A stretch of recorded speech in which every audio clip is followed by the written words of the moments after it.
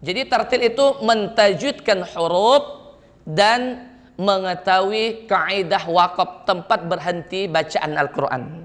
Itu maksud dengan tartil. Bukan kita baca lahan-lahan, perlahan-lahan, pelan, bukan. Tapi mentajwidkan huruf, kemudian kita mengetahui kaidah waqaf atau tempat berhenti. Itu maksudnya tartil. Sekarang pertanyaan lagi, apa itu tajwid huruf? Kan? Apa itu tajwid huruf? Maka ditafsirkan lagi, ikhraji kullu harfin min makhrajihi ma'itahihi haqquhu wa mustahaqquhu. Mengeluarkan huruf, setiap huruf dari tempat keluarnya huruf, makhrajnya, dengan memberikan hak dan mustahak huruf. Itu maksudnya tajwid. Jadi kita mengeluarkan huruf dari tempatnya ini, kemudian kita memberikan hak dan mustahak. Jadi ketika kita membaca huruf ada hak-haknya. Ya, jadi tidak aja makhraj tapi hak ada juga di situ. Hak huruf harus kita tunaikan. Apa itu hak huruf? Hak huruf ini dijelaskan lagi dalam kitab Jazariyah, syarah Jazariyah itu, yaitu sifat asli yang terdapat pada huruf tersebut. Sifat yang selalu melekat, ya, sifat lazimah. Artinya sifat ini tidak bisa hilang. Seperti kita membaca huruf H misalnya, ya. Huruf H, di situ ketika kita mengeluarkan makhraj H dengan tempat keluarnya, maka di situ ada mengikutinya hak huruf sifat. Misalnya hamas, ha kan, ha, hi, hu, itu kan ada sifatnya hamas, ya kan? Ada sifatnya. Misalnya qalqalah, ya kan? Ada sifatnya di situ. Qul huwallahu ahad, kan ada qalqalah. Maka itu yang disebut hak huruf yang harus ditunaikan. Ya. Kemudian dilanjutkan wa ma'rifatul wuquf, dan ini yang puncak paling utama, dan orang dikatakan seorang qari yang mutqin, yang bagus, dia paham tempat berhenti bacaan Al-Quran.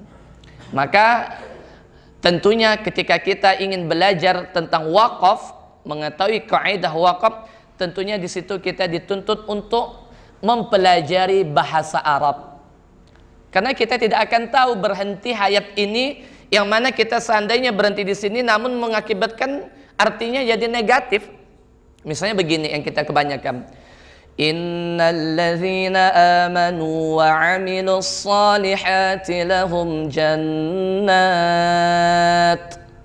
atau lahum jannatin tajri. Kan disuruh kita berhenti biasa kan? Yang coba kalau kita baca artinya, sungguhnya orang-orang beriman dan beramal soleh, maka bagi mereka surga yang mengalir. Ya kan, surga yang mengalir, tidak tahu apa yang mengalir. Nah, maka itu contoh ketika kita berhenti, maka lihat tepat di mana. Maka bagaimana konsekuensinya kalau tidak tahu bahasa Arab? Yang pertama, untuk memudahkan kita, yang pertama carilah Al-Quran yang mempunyai terjemahan untuk membantu kita membaca Quran. Oh, di sini tempat berhenti yang tepat. Ya. Namun kalau orang yang paham bahasa Arab, dia paham di situ. Ya, dia paham. Maka ini perlu bagi kita untuk mengetahui atau belajar Al-Quran, yang mana dengan kita belajar ini kita terlepas dari dosa-dosa. Kita tidak dituntut lagi oleh Allah, ya. Karena di sini kan terdapat 3 golongan. Pertama yang disebutkan oleh Al-Imam dalam ini, Sulaiman Al-Murad Al-Agha, mengatakan ada 3 golongan ketika orang membaca Quran. Yang pertama disebut muhsin majrur, yaitu orang yang baik berpahala lagi. Ini yang maksudnya muhsin majrur, orang yang baik dan mendapatkan pahala, yaitu orang-orang yang ketika membaca Al-Quran dengan bacaan yang bagus, ma husni sautun arabi murattalan mujawwadan bil arabi, yang mana mereka membaca Quran dengan suara yang dialek bahasa Arab, murattalan mujawwadan, dengan tartil, dengan mentajwidkan seperti dialeknya orang Arab. Dia fasih membaca Quran, kemudian dia membaca Quran baik, suaranya lagi merdu, maka ini termasuk muhsin majrur, orang-orang yang baik berpahala lagi. Adapun yang kedua, Orang yang membaca Quran yang dia mempunyai suara biasa-biasa saja, namun dia memperhatikan tajwid, maka dia termasuk orang yang tingkatan yang kedua. Ya. Kemudian orang yang ketiga, dia belajar Al-Quran, kemudian dia terdapat kesalahan, maka dia menjadi orang yang salah namun dimaafkan.